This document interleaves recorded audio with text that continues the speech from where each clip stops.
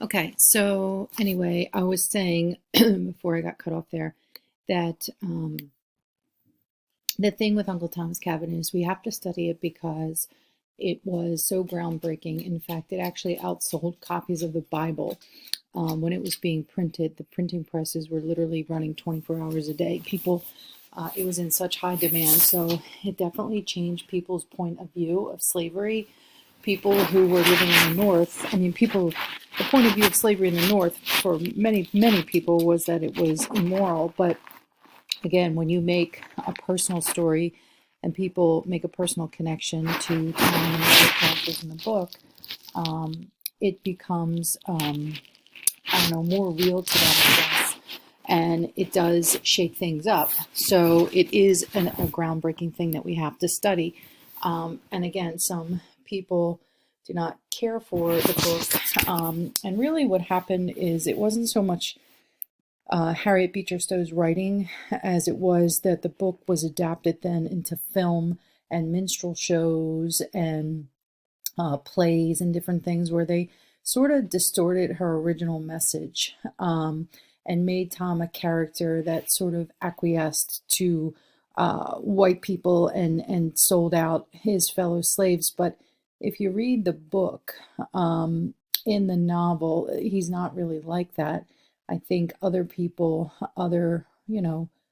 people like anything, they capitalized on the popularity of the book and turned it into other forms of entertainment that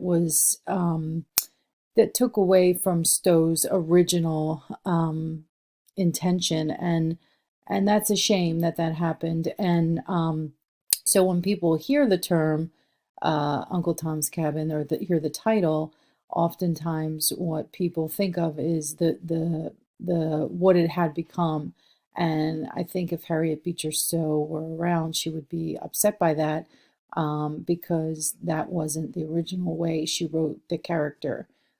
He does do heroic things in the novel, and again, he's a fictional character, but he represents what she feels is a slave of the day that typified the day. And she did do a little research. Like I said, she was not Southern, but she had seen some things growing up close to the border of a slave state. So, take away with it what you will, but know that it is a cause of the Civil War happening when it did. So, published in 1852, the war breaking out right after the election of 1860, people had, about 8 years to really read and talk about it. So if you think about it, think about in your life, maybe, is there a book that you've read that was really eye-opening? It's almost like a piece of like muckraking, in that muckraking is when people stir up like the dirt, and there's something that's going on in society, and you write about it, and it makes people realize, oh my God, is this what it's really like? So there's another book we're going to talk about when we get to the turn of the 20th century called The Jungle, that has to do, and it's the same thing. It's a novel, it's fiction, but it's based on things that were really happening. And what it is, it's the meatpacking industry in Chicago, and how immigrants were exploited and the working conditions were horrible, and the filth and the disgusting things that were being done, that people were then eating the meat that was processed that way. So that is a piece of muckraking too. And it affects change, and that's what happens with Stowe. So whether you like or do not like Uncle Tom's Cabin or the idea of it, the thing of it is that it affected change, and it was profound, and we'll do The Jungle when we get to it. Okay. So Frederick Douglass, we talked about him. This is just his picture, runaway slave who is very well respected in the abolitionist movement. We talked about this. Am I not a brother and a man? And there's one further down that's a woman. So trying to appeal to Americans through empathy that slaves are human beings. Okay. All right. And so what is this going on here? Cartoon. This is Anti-Slavery Society prepared to write a pamphlet called Immediate Abolition. The statue of the leopard is meant to remind viewers of the biblical phrase, can the Ethiopian change his skin, or the leopard his spots? Oh, okay. So some white people did believe that slavery was assigned by nature, that it was the way it should be in nature. So they're saying once they become free, can you change? If you've always been enslaved and your parents were enslaved and your grandparents, can you change your, how you fit into society? Okay, this is kind of crazy. But that was what people were thinking in the 1800s, some people. Okay, and then they show the people in the background is the Haitian Revolution. So a fear that lived in the hearts of a lot of white people was, if the slaves become free, will they take revenge on us for years of enslavement? That did happen with slave insurrections. And I think in the last chapter, chapter 11, so A Day, we didn't get to this yet, but we'll just go over it quickly. But there were like two significant slave insurrections, Nat Turner and Denmark Vesey in the 1800s, that really scared people and actually made the government and the local governments in the South crack down on slaves. Like, okay, you're not allowed out on Sundays anymore. Like that had been their day off. They kind of curtailed some of the freedoms that they had because of slave insurrections. Because what do? That's how you plan them. On your day off, you go and you talk to other slaves and you plan them. So they didn't want that to happen. Okay, so this is the burning of an abolitionist meeting in Philadelphia. Okay, so some people who were against abolition. Okay, what were the diverse sources of antebellum women's rights movements and significance? Okay, that's a good question. Okay, so one thing you want to go back to here is the Second Great Awakening, women being empowered by people like Charles Grandison Finney to be able to speak openly at church. It kind of leads to them speaking out in other ways. Okay. And again, also printing, with people printing lots of pamphlets and things like that. Women who maybe in this time period would have felt, maybe not confident enough to get up and speak, might write instead. And that was another way to get information around. Okay.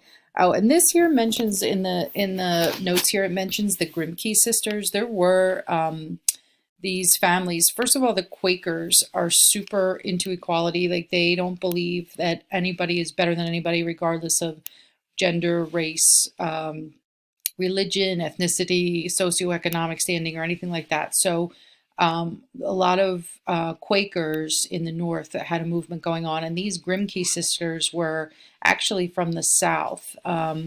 Angelina and Sarah. Here, I'm going to put that in the notes here. And they actually were from the South and grew up on a plantation. Their father was very wealthy and had a lot of slaves, and they were horrified by what they saw. And first, the one went, I forget which one went first, and then the second one went, and they actually befriend Lucretia Mott, who is actually lived in this area, and she was she was a Quaker, she was an avid abolitionist and a fighter for women's rights. So they befriended her. They actually convert to Quakerism. Their parents were horrified. They were Southern, I forget what state, I think Virginia, they lived in the South.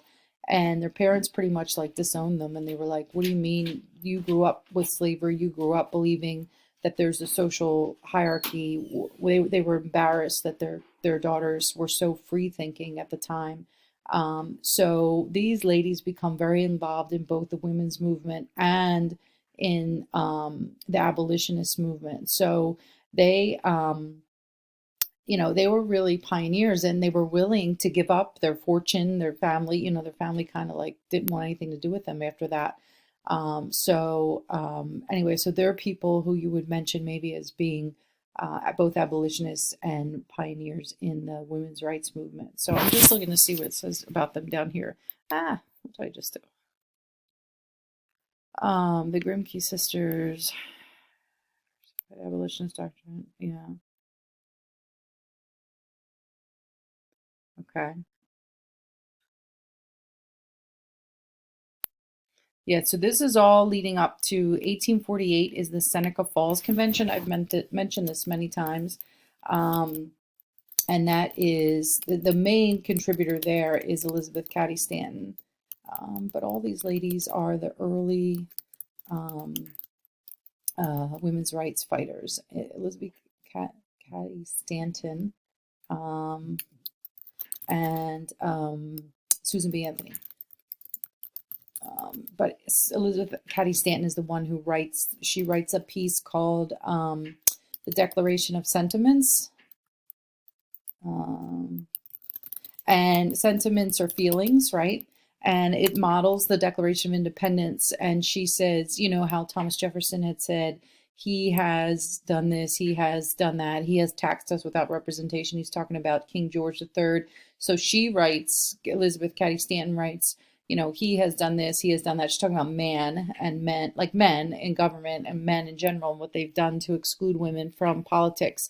So again, women aren't going to get the right to vote until 1920. It's literally 72 years. It takes their entire lifetime. So both these ladies are rather young when they start this. Elizabeth Cady Stanton actually was married and had 6 kids. Susan B. Anthony was single. And they worked their entire adult lives and still don't get to see suffrage. They both died before 1920. There was one little lady who was at the Seneca Falls Convention who actually ends up being able to vote, and she was like 92. So it is a lifetime struggle for these ladies. Okay, so make sure you vote. Okay, this is just a women's convention. Okay, and then this is just Margaret Fuller, who was a writer, and she wrote things. She was actually a transcendentalist too. She did a lot of transcendentalist type writing, and she had a lot of feminist ideas and was very progressive for her time. Okay. So women who couldn't be part of, you know, the things that they wanted to be a part of in society because of the cult of domesticity, felt like, not to compare, when they say the slavery of sex here, they mean being born a woman put you into a certain category and a certain life sentence of doing certain kinds of things, the same way being a slave, being born a slave meant that was your destiny. So they're not saying being a woman is like being a slave, but you're saying being born a certain thing is like a life sentence of, okay, I'm never going to be able to do this because I'm a woman. I'm never going to be able to do this because I was born a slave. So that's kind of what they're saying, you know, with the idea of the cult of domesticity.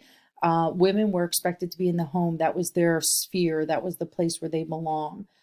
So we're going to see that some women do start to become a little bit more liberated as things go on. Just looking at what they have here.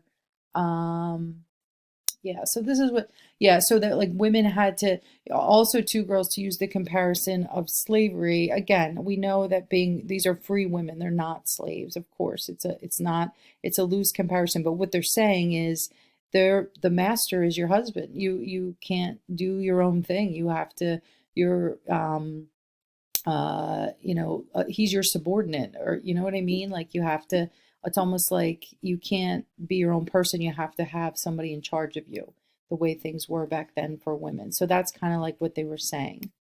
Okay. All right. And then this is Amelia Bloomer was the person who invented like pants for women. And they started out in this style where it was like under a skirt because it was really dangerous and unsanitary to wear those big long skirts all the time. They would drag in the street and pick up all the filth. And Amelia Bloomer was like, I got stuff to do. Like, I cannot be wearing this big hoop and all this stuff. It's too much.